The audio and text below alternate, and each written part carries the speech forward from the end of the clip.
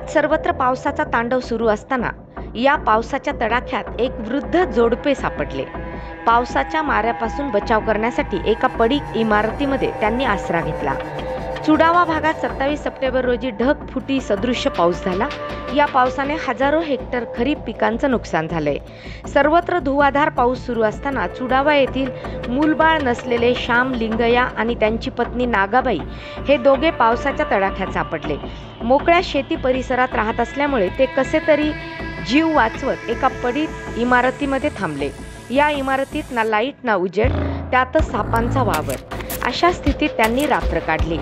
सामाजिक कार्यकर्ते किशोर देसाई आणि गावातील नागरिकांना हा प्रकार कळताच त्यांनी या वृद्ध जोडप्याची भेट घेतली। परिस्थिती अतिशय बिकट होती। घरात अन्नधान्य नव्हते की घरगुती सामान। त्यांनी याबाबत तहसीलदार माधव बोथीकर यांना माहिती दिली। तहसीलदार साहेबांनीही वेळ न घालवता त्यांना शिधा पाठवला। प्रशासकीय कर्मचाऱ्यांसमोर त्या वृद्ध महिलेने आपल्या व्यथा व्यक्त केल्या। त्या वृद्ध महिलेच्या व्यथा ऐकताना त्या शासकीय कर्मचाऱ्यांचे डोळे पाणावले। जागृत नागरिकांच्या प्रयत्नाने प्रशासनाकडून मिळालेली मदत ही छोटी असली तरी ती त्या वृद्ध कुटुंबासाठी अत्यंत मोलाची ठरली।